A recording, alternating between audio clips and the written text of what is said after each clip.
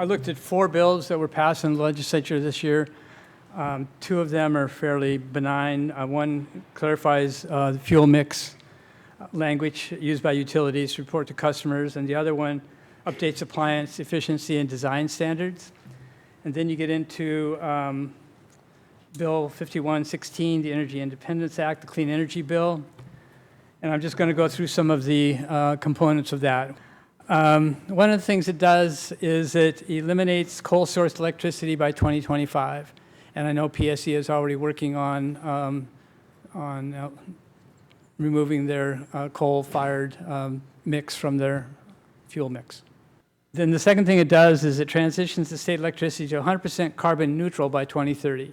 So carbon neutral by 2030, which means that our emissions and our offsets will be neutral. And then the big change is that it'll transition our electricity energy to 100% renewable by 2045. And when you compare that with what the task force is looking at from the council's direction, we're looking at 100% renewable energy for municipal facilities and transportation by 2030, 100% renewable energy use for the Bellingham community's electrical supply by 2030, and 100% renewable energy for community heating and transportation by 2035. So there's quite a difference. One of the things that the state legislation does is it focuses on job creation. It wants to make sure all customers benefit from the transition. It wants to make sure that we have reliable electricity and no unreasonable costs. And I'm not ever sure what unreasonable means in that context, but I think it just means that the costs are split or are applied evenly across all customers. It allows the UTC to pursue flexible rate structures to balance sufficient rates for the utilities with public interest. I want to just read what they're defining as a public interest because some of it aligns with what you all are doing with determining the feasibility of the measures that we're looking at putting forward. So the public interest as defined in the legislation is the equitable distribution of energy benefits and reduction of burdens to vulnerable populations and highly impacted communities, long-term and short-term public health, economic, and environmental benefits, and the reduction of costs and risks, and energy security and resiliency. It is the intent of the legislation that in achieving this policy for Washington, there should not be an increase in environmental health impacts to highly impacted communities, and no customer or class of customer is unreasonably harmed by increasing cost of electricity. So there are elements of that coincide or are comparable to the 4 criteria for the feasibility study that you're looking at, the economic, technology, social, and environmental. An electric utility may satisfy up to 22% of its compliance obligation with alternative compliance payment and with using unbundled renewable energy credits. And this is for the first phase. This is up until 2045. If there are other subject experts in the room, by the way, I don't mind being corrected. So just tap me on the shoulder. It requires investor-owned utilities to submit plans with targets for energy efficiency, demand response, and renewable energy, and the plans must ensure that the above-listed conditions, the public interest. There appear to be some temporary exemptions for obligations to meet reliability standards or events beyond the control of the utility, and I say there appears to be because that section of the legislation is fairly dense, and I didn't have the time or the motivation to go through and pick it all apart. So we can do that if it becomes relevant. Then we have House Bill 1257, and this is a focus on energy efficiency and renewable energy incentives. Just want to be clear that above it's electricity supply that'll have to be all renewable energy or clean energy by 2045. So it doesn't touch it doesn't touch home use of natural gas. It is directly, it's not transferred in, it's not put into the electricity grid. 2057 focuses on energy efficiency and renewable energy incentives quite a bit. It focuses on commercial building performance standards, and it does that by requiring energy code changes. It requires energy efficiency in commercial buildings and in residences to reduce the use of natural gas. It establishes efficiency performance measures for gas companies, requires gas companies to acquire all available and cost-effective conservation measures, and gas companies must offer a renewable natural gas tariff to their customers. And what that means is if customers want to buy renewable natural gas, there will be a tariff required, as I understand it, that you can choose to be a participant in that tariff and in that renewable natural gas supply. Gas companies are expected to meet a proportionate share of the state's greenhouse gas reduction goals, and it's not clarified what that proportionate share is, but it was clear in a couple places that that's an expectation of the legislature. It requires the UTC to establish renewable natural gas acquisition targets as a percentage of a gas company's sales, so that what the translation for that is they'll be looking hard at developing new renewable natural gas sources. Some of the last two things here that are interesting for the city, at least, is that it permits cities to adopt additional residential energy code requirements above the state code that are needed to meet our climate energy targets. And it requires the State Building Code Council to adopt optional efficiency appendices that you can I understand it, you can choose to go that path as you're going through a building permit process. So thanks so Brandon Huskeeper with Puget Sound Energy. I'm the State Government Affairs Director for Puget Sound Energy, and Ben, why don't you introduce yourself? Ben Farrow. So I work on basically how to implement all of these policies. So everything from what do we need to do with markets to how do we need to look at our own internal processes to actually bring this into fruition. So I think I want to wait for the bulk of our comments until after you've had a chance to hear the E3 study, because I think it'll make more sense, kind of what Claire just walked through and presented, when you have the context of E3, because what you're going to hear is what we took to legislators in Olympia, and it helped influence the debate as we crafted the legislation. So there's not things that I would correct Claire on, other than just say on the Clean Electricity 5116, it does define what costs are. The legislature purposely put a 2% cost cap into the legislation. And so they said 2030 you need to be carbon neutral, meaning 80% non-emitting or renewables, and then 20% you could go do other projects to reduce emissions, or you have an alternative pathway or a guardrail to say go and do this, but we're sensitive to the cost that this will incur based on, in part, the analysis and other research that we brought forward to the legislature. And ultimately, those policymakers made a decision to say 2% on average over a certain planning period is what. So I just wanted to clarify that they did define cost in there. It was an important element or off-ramp in these that we presented to the legislators. And then on 1257 that we talked about, we were intimately involved in that as well.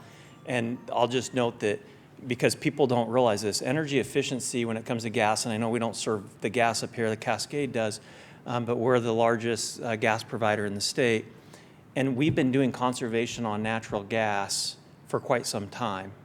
It wasn't mandated under the Energy Independence Act like it was on electricity, but we started doing that work, and we've been doing conservation. And so what the legislation did is it memorialized what we were already doing, and then it did one additional step, in that regard, is it said, add this carbon planning adder to it so that you can find a little bit more efficiency. Go do the next cost-effective thing to do when it comes to conservation and natural gas. I think those are important things to know about the legislation. So our primary presentation tonight is from Dan Oz from E3, and he's going to be looking at energy scenarios for the future and implementation of the new bill. Hi, thank you very much. My name is Dan Oss. I'm a consultant with a firm called Energy and Environmental Economics, Inc. And today I'm going to present a sort of summary of a trio of studies we've done in the region over the last 3 years. And the sort of theme is the pivotal role of reliable electricity to achieve decarbonization in the Northwest. About us, quickly, we're a sort of full-service energy and environmental economics consulting firm. We work across the energy business, doing work on distributed energy resources like solar, batteries, and the like. We do work on electrification of transportation and buildings. What I'm going to talk about today is our sort of economy-wide and electricity bulk system decarbonization studies we do. So we do these studies that say, what would it take to decarbonize the economy of a region? And we've done this for the Northwest. And what does the electricity sector look like in that sort of economy-wide decarbonization context? So as I mentioned, we've done 3 studies over the last 3 years that examine the transition of the Northwest energy system. And these studies identify 2 kind of key points. One is that electricity is absolutely pivotal to achieve decarbonization across the economy. And 2, that there's a variety of different strategies to accomplish that, and they have much different cost implications depending on how you structure the electricity transition. And so the reason for that sort of divergence in cost based on how you do the electricity decarbonization is that there's a significant change to the region's resource mix expected. So we're going to increase the quantity of renewable resources like wind and solar. We're going to retire thermal generation like coal, and we're going to shift the role of natural gas in the region. And we'll talk about that a little bit in more detail throughout the course of the presentation. And what these studies were really trying to think about is in the context of that transition, how do we maintain reliability? You know, when people say we're going to go to really high renewables, there's often concerns raised, well, is that a reliable electricity system? And what we're going to talk about today is the ways in which it can be. So first, I'm going to discuss the electric sector and the context of economy-wide decarbonization quickly, just to set the stage. And then I'm going to do a deep dive on ensuring reliability. So we'll start with what is resource adequacy and what does it have to do with reliability? How resource adequate is the Northwest today? What that resource adequacy picture looks like over the coming decade. And finally, looking out to 2050 to mid-century, what could the resource adequacy sort of options look like in 2050, and what are the implications of different strategies to maintain a reliable grid? All right, so we'll start with the economy-wide context. When we do what we call our deep decarbonization pathway studies, where we're trying to say the economy as a whole needs to get to a certain emissions target, we really build those analyses on 4 key pillars for the energy system. There's doing a bunch of energy efficiency and conservation. That includes both building efficiency as well as sort of policies related to reducing demand for transportation fuels. Electrification, always electrification of light-duty vehicles, in many cases electrification of buildings. Low carbon electricity, so as we're adding electric loads, we also need to decarbonize the supply. And then low carbon fuels, which combine both biofuels, sustainable biofuels, as well as fuels that actually produce via electricity, hydrogen, and the sort of fuels that follow from it. But what's central to all these studies is that electricity is pivotal, and you're not going to get to a deep decarbonization economy-wide without getting electricity supply decarbonized. What that means is that both annual loads on the left and peak loads on the right are going to go up. So if we add a bunch of electric vehicles, if we add a bunch of electric space heating, we're going to see increased load growth. You know, there's also opportunities for electrification of other sectors of the economy, maybe potentially small roles in industry. So if you start moving the economy from, say, 20 to 30% electrified today to 50% electrified in 2050, you're going to have a lot more load. On the right, we're showing sort of a study we put out that shows implications of electrification of space heating in particular. So the Northwest is what's called a winter peaking region, which means this electricity system has its maximum demand in the winter. And what we did is said, okay, if you electrify the rest of the gas, propane, and homes heated by wood in the region, how much additional peak load would you have to serve? And so you get a lot of emission savings by doing that, but you're going to have additional reliable capacity to serve those loads during those really, really cold winter events in the state. But in all of our scenarios, the region transitions from one that has coal in the region and large amounts of natural gas annual generation serving the region to one that's largely hydro and wind and solar. So what this chart is showing is one scenario we've done. There's many different flavors of this that shows the resource mix, the annual generation, so how much electricity is produced over the course of the year in 2020, 2030, 2040, and 2050. And what we see is that fossil emissions decline in the near term as we retire coal generation and expand renewables. Longer term, we start displacing even some of our annual natural gas generation with wind and solar. And so you can see on the bottom graph that the emissions drop quite substantially over the course of the study period. And so this example is consistent with a 90% reduction in greenhouse gas emissions relative to 1990, and a scenario that achieves an 80% reduction below 1990 economy-wide. Okay, so this is a scenario that's sort of consistent with a 2°C stabilization target. So we did a study of different policy mechanisms to accomplish decarbonization of electricity in the region. And this study came out in 2017. And we looked at, okay, what are some different mechanisms you could use to reduce emissions? So we looked at a sort of ban on new natural gas power plants, sort of new renewable portfolio standards and increasing increments, and then sort of cap and trade type measures, as well as a carbon tax. So what you're seeing on this chart is, on the y-axis, is the incremental increase in cost of doing any of these policy measures to achieve a sharply reduced set of emissions in the electricity sector. And on the x-axis are the emissions reductions you receive. And so what we saw is some policies work better than others. Policies that directly target carbon tend to reduce carbon emissions the most. Not a terribly surprising conclusion, but I think this chart sort of nicely lays it out. And what happens is, when you target carbon, you essentially accelerate the retirement of coal. And coal is really like the really big driver of emissions in electricity. When you sort of only push renewables onto the system without targeting coal, you actually just end up displacing some more hydro and gas generation and don't reduce emissions much in the near term. And so the key takeaway is your goal is to retire coal and expand renewables. All right, so that's sort of the big picture. Now I want to switch to the story of reliability and resource adequacy. But first, some definitions. So we've been talking about energy a lot, and what we're going to talk about now is capacity. So what is capacity and why is it important? And what electric capacity really is the ability to generate electric energy at any given point in time. So how much right now could the Northwest electric system generate? And when utilities are planning to ensure reliability, they're trying to make sure they have adequate capacity to meet electric loads, which are oscillating sub-hourly, hourly, daily, seasonally, over a broad range of different conditions. So it's not just serving load on a sort of calm day, it's also, given the amount of electric space heat in the region, serving load on a really, really cold day when a lot of electric resistance heating is ramping up. Or if air conditioning continues to expand in the region, it could be on a really, really hot day driven by climate change when everyone's air conditioners are running. So the electricity system has to be built to serve those peak loads. If we don't build an electricity system that can serve those peak loads, we will lose load. And there's various ways that can happen. But at the end of the day is customers are disconnected for some period of time, which is inconvenient, expensive, and insofar as it happens on days with extreme weather conditions, potentially threatening to human health. So utilities have planning standards in place that say how much lost load can we allow per year, and it's a very small number, and basically try to procure enough capacity such that they hit those metrics. So we're not going to get into the details of what those metrics are, but the sort of capacity figures, the size of the system you're going to see throughout the course of this presentation is prefaced on meeting the sort of like industry standard planning standards. All right, so I'm going to come back to this chart a few times. It's quite dense, but it has a lot of useful information.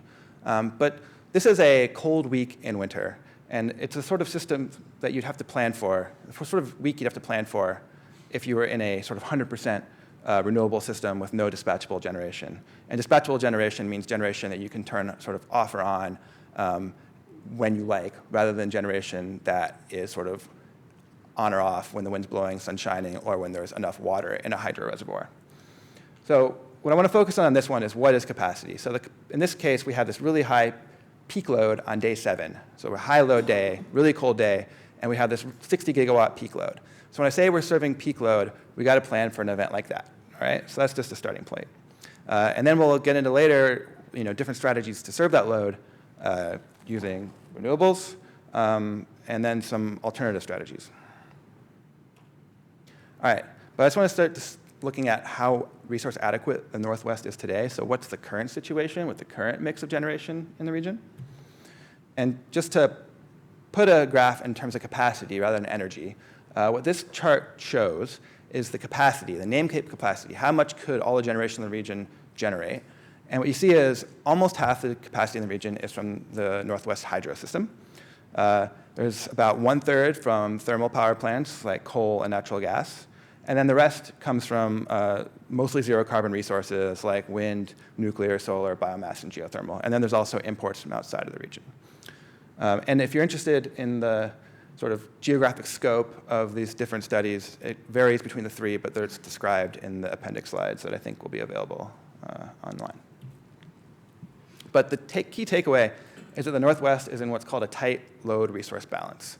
So even today, thinking about the amount of generation we have and the peak loads the region could face in a sort of extreme event, the region, by some metrics, does not have enough capacity to serve loads and meeting the reliability statistics that are sort of commonly used in the industry.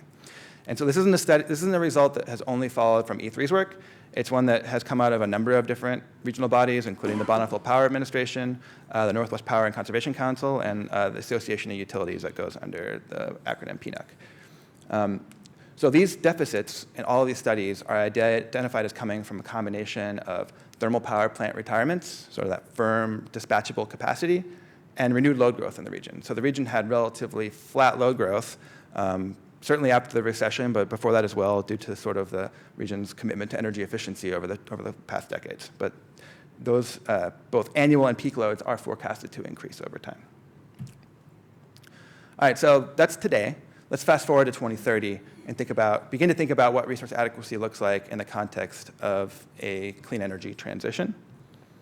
So what this shows is Northwest electric capacity in 2030. This is sort of the same thing as the pie chart I showed you before, but now in bar chart form. So on the left is the 2018 baseline figures. 2030 is a baseline scenario that's sort of saying there's no policy, there's no coal retirements beyond those that have already been announced. And then 2030 is a scenario in which all of the coal in the Northwest has been retired.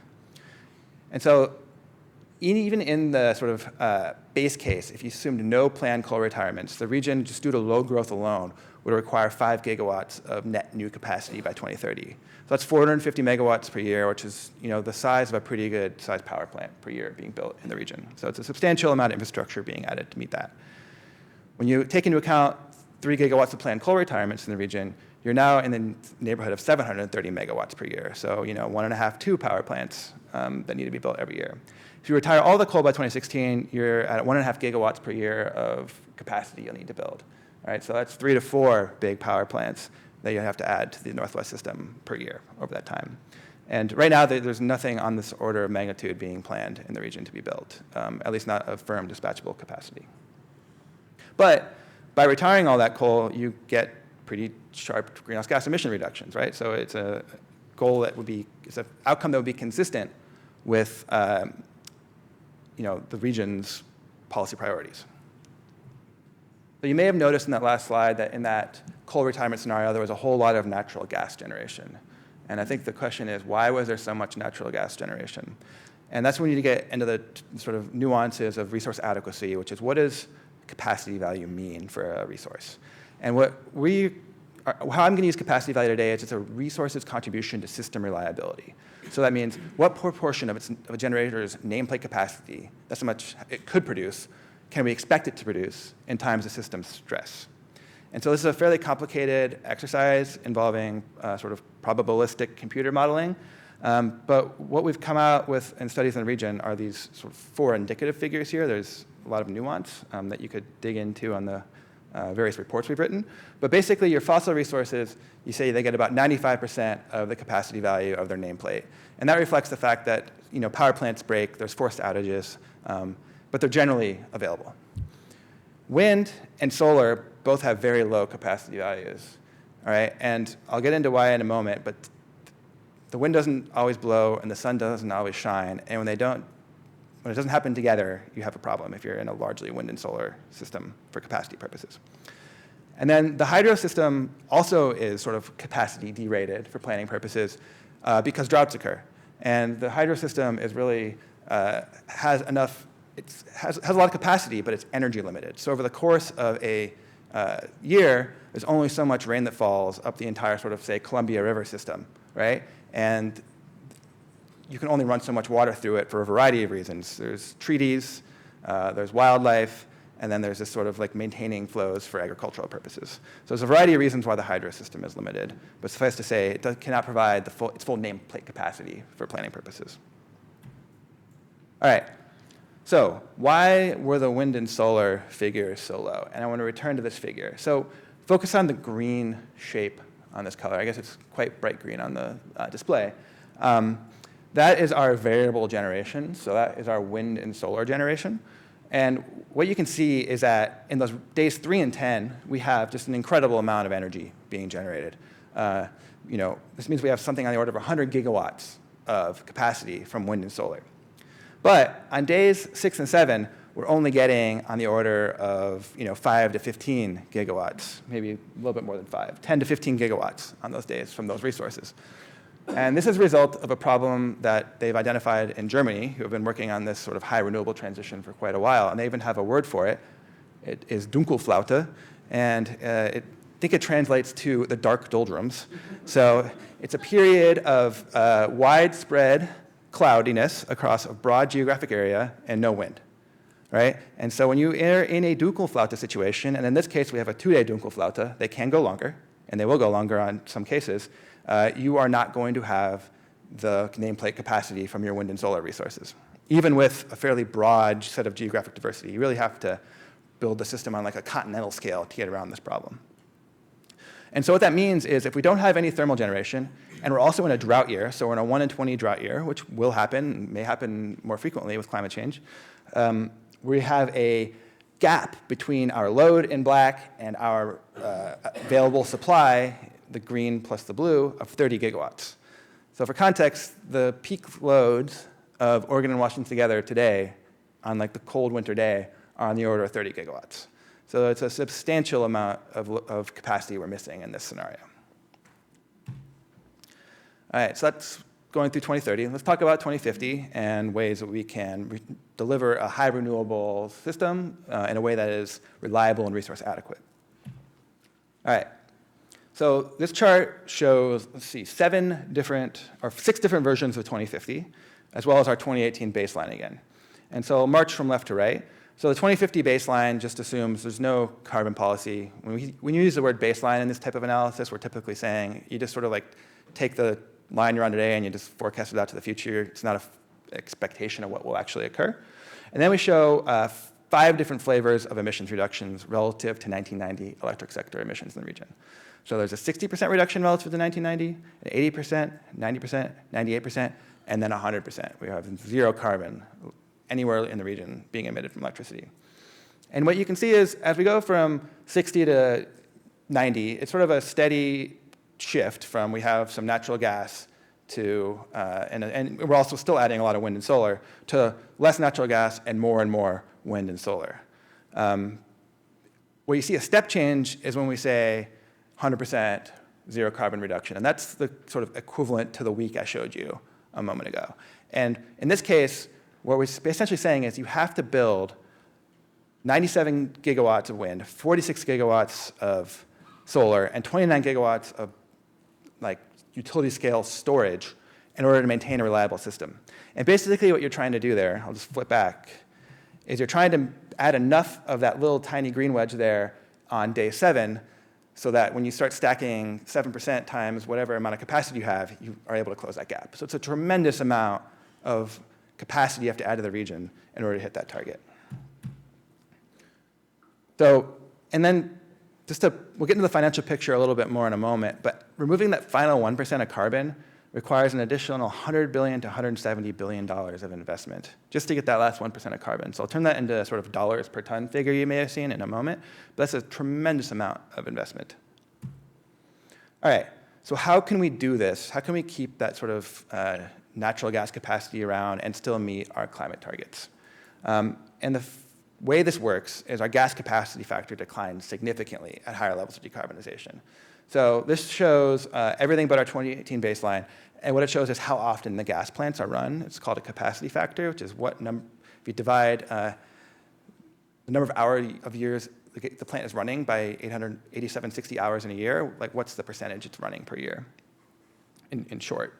And as you can see, as we go towards steeper reductions, the gas is running less and less. If the gas is able to run, say, in the neighborhood of 9% or 3%, we can sort of severely limit what is called renewables curtailment. And so what renewables curtailment is these periods when our green is above our black. So these are periods where we are generating excess electricity above the loads that we have to serve. And in order to reliably serve that day 7, we need to have a whole lot of curtailment over the course of the year. You can see that, again, there's that step change going from that 98% to that 100% case. And so what that means is there's a whole lot of renewable energy that we're essentially not using. And so you might be asking, what about energy storage? Couldn't we store all the energy in the high load periods and dispatch it during these sort of capacity periods? And so you'll see in this graph in day 5 and 6, we actually are using energy storage to fulfill our capacity needs because we originally faced a capacity challenge on day 5. So storage does not generate electricity on its own. It seems fairly obvious, but it's worth remembering. So we have to charge our storage. We've charged our storage over the courses of days 2, 3, and 4 with that excess energy, but then we've discharged it all. So storage, think of it as some sort of duration, the amount of hours it can discharge the amount of energy it's holding.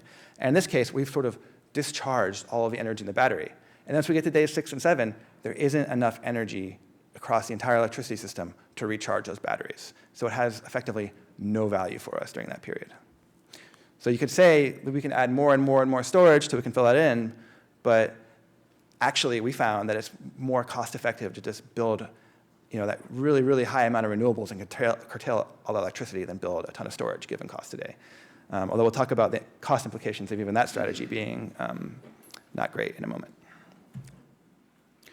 All right, so first, marginal cost of GHG reduction. So this is going from 60 to 80, 80 to 90, 90 to 98.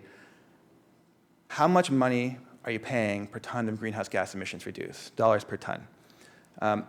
So there's a couple of different ways of thinking about what the right dollars a ton you should aim for are. There's something called the social cost of carbon, which is how much would an incremental ton of CO2 emissions create damages throughout the world. And then there's another strategy called a marginal abatement cost, which is what are the sort of alternative approaches that are not this measure, not decarbonized electricity, and how much do they cost, right? So if instead of doing this, you did more industrial energy efficiency or more biofuels, what's the relative comparative cost there? So the social cost of carbon, what you see in the academic literature, is $50 a ton, which was the number that the Obama-era EPA came out. It was actually in the 40s as sort of their central estimate of what it was, to up to $250 a ton, and more recent work says on the order of $800 a ton. So you can see in this sort of 90%, 98% world of GHG reductions in electricity, we're safely, certainly in the 90% case, safely in that or in that $250 a ton range. And then if we go to 98%, you're in that sort of more cutting edge $800 a ton range, which incidentally is also where the marginal abatement costs tend to end up, although they're both very sensitive speculative figures, I'll caution. So if we go to absolute zero in electricity, we have not just a step change, but we've gone a couple of or at least one order of magnitude higher on our cost of carbon. So the bottom there is the previous slide scrunched on a much bigger y-axis. And then the 100% reduction is to getting that last increment, those last few tons of greenhouse gas emissions out of the system. And what you'll see is we're no longer in the neighborhood of social cost of carbon or marginal abatement cost measures of what the right value is to think about for policy. We're into the territory of $11,000 to $16,000 per ton, which is far outside of sort of any estimates of the social cost of carbon or marginal abatement costs I've seen in my work. So there's a big, big economic cost to getting that last little increment out and maintaining a reliable system. So a few key takeaways. The electric sector is a key driver of economy-wide decarbonization. And so you want low carbon electricity to enable decarbonization in other sectors of the economy, like transportation. But given the pivotal role of electricity, reliability is key. So if we're going to make our economy more dependent on electricity, we need to have electricity be as dependable as possible. But the Northwest right now faces near-term challenges in terms of reliability and resource adequacy, and there's a need for firm capacity in the region today. Natural gas power plants are likely going to have a key role to play in maintaining that reliability. So these plants will decrease in usage over time, but their operational characteristics are such that they can sort of sit there not being used for long periods of time and turn on quickly when needed, while still staying within a sort of economy-wide emissions budget. I'll note, and there's more details in the appendix and in our studies, that there's a sort of slew of potential resources that could supplant natural gas as a reliability resource, but they're not commercially available today, and the region does face a resource adequacy challenge today. But just to note that there's an active body of research out there on what else is available, everything from advanced nuclear to using hydrogen in the same power plants you would use natural gas in, and the like. So there's a whole world out there. But for today, the sort of message is near-term challenge, best bet by natural gas, met by natural gas. So thank you very much for your time. I'm going to hand it over to Ben to talk about how this maps onto some of the sort of Washington State-specific context. Yeah. And I'll be brief. I know we've got short time today. Talk into the microphone. I can do that. So Dan and E3 have done a lot of work regionally looking at this. I'm going to bring it down a little bit to Washington State. So I'll talk about what predates the Clean Energy Transformation Act that passed this year, and then sort of where we're going from here. So Dan pointed out a number of the capacity issues. These have been in progress for multiple years, especially as the coal plants in the region are retiring, and all the utilities, Puget included, are looking for how do we backfill that with renewables and other low carbon to continue to meet that capacity challenge. So that's been an issue that's at work and has been at work and will continue to be at work. So now switching gears a little bit to now with the Clean Energy Transformation Act, in Washington we go from a 15% RPS to 100% RPS functionally. And so sorry, Lynn's asking me a question. Describe an RPS. Thank you, Renewable Portfolio Standard, right? So, and just a little bit of clarification, it's renewable and non-emitting. So in that context, hydro does count, nuclear does count, basically non-emitting resources count. So I would say the Clean Energy Transformation Act created sort of 4 big buckets. One was goals, right? That's the goal, is to achieve carbon-free generation. It established mechanisms. So, and I'll talk a little bit very briefly about how that works.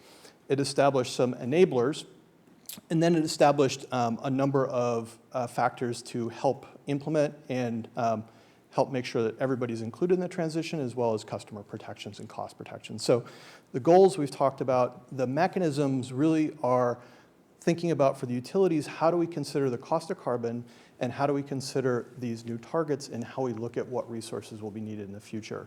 So PSE does a resource plan every 2 years.